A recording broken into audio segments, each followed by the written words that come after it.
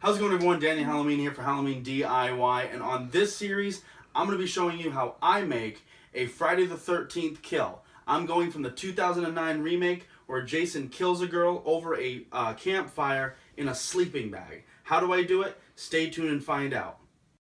In the 2009 remake of Friday the 13th, Jason Voorhees takes a girl, wraps her up in a sleeping bag, and hangs her over a campfire while she burns alive inside. On this series, I'm going to show you how I make this prop for cheap and easy.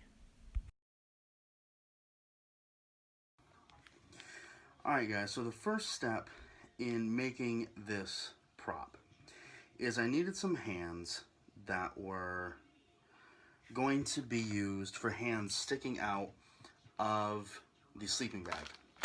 And I found these over at my local Dollar Tree. So I'm assuming that you'll be able to find them pretty quickly. And they're meant to be, I believe, put into the ground. You know, they're not great, but, you know, stick them in the ground. But what I'm going to do is I'm going to corpse these skeleton hands. And I'll show you how I do that. So what I'm doing is taking some plastic drop cloth and I'm just cutting it with some really bad scissors because I like the jagged edge effect that you get with that. I think it helps with the overall appearance of the corpsing. I got this plastic drop cloth at my local Home Depot about 2 years ago. It was an 8-pack and it definitely has lasted the test of time because I have corpsed a lot of stuff. And for me, the fact that I still have this roll, and I think I have 2 more complete rolls, is absolutely fantastic. So I've ripped some of the plastic off, and now I'm just taking the skeleton hand and moving my camera, and I am just wrapping it around. Now, you'll see a lot of different ways of doing this on YouTube. This is just my personal way of doing it.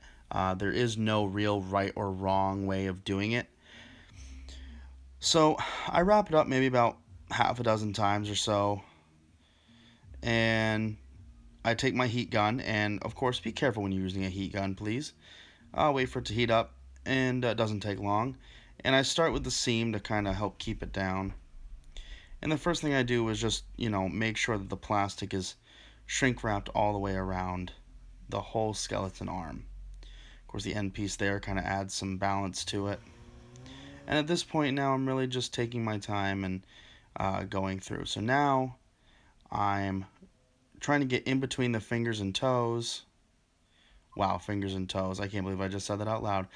The fingers of the prop and trying to get that, melty skin effect. And I'm just taking my time with it. I'm not trying too hard. I actually just dropped it because I burned my fingers. But yeah, I think this comes out pretty good, and there's the finished product for that one. You'll see that a lot of the texture's there that you like, and this is what I've done with the hand. So at this point, I'm not too thrilled with how the fingers look. So I've taken a little piece of plastic, and I'm going to be just wrapping it around some of the fingers. And trying to just move some of the plastic around. Just want to make it look as good as I can. As weird as that sounds, as I'm trying to have something that looks like burnt skin or corpse-like skin. So at this point now, I'm going to take my heat gun and I'm going to just try to wrap it around the fingers a little bit and make this, as corpsey as I can. The heat gun, by the way, just be careful because you will emit some smoke when you're doing this to the fingers. Because it does get kind of smoky if you leave it on the heat too long. As you see now, I'm just wrapping the fingers around some more, trying to get more of that look onto this. So again, just trying to wrap some more plastic around, making it look exactly the way I want it to. At this point now, I'm going to start getting in between the fingers. I know it's a little bit hard for me to see.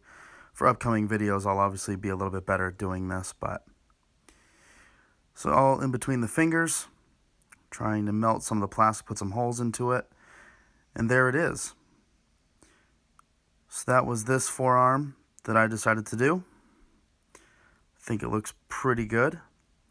And those are both of the hands now completed. And again, you can do it however way you want. It's going to end up looking different every single time that you do this. So now we're outside of my house, and I'm going to show you how I'm going to paint these things. And of course, you can paint these however you want. I had only 3 different colors, none of them black, unfortunately. So what I did was I did a base coat with the hands with just the gray. I thought having this gray as a base tone would be a lot better because it kind of gives kind of that charred look, that crematory look of the bone and skin. Now, a lot of people may end up wanting to wait for this to dry. I think having a lot of color mend together is really good. I end up having to get a chair because I'm lazy. I think the texture on this hand really looks amazing. So now I'm going to take the brown, and these are just, regular spray paints, nothing special. Give them a good shake, and with this one I kind of held it, far away and just dashed the brown on it. Kind of got that cooked skin feel to it. And of course I didn't do the rest of the forearm because I needed a handle. So as you see, just a little bit of brown, nothing too major. Just kind of gives that contrast between the lighter gray and the brown. So now I bring out my red spray paint, and this is where a lot of the fun kicks in for those of us who like the gore factor of Halloween and the haunts. And I just give it a good spray overall, making sure it's the way I like it. And there you go. There's that version of the hand.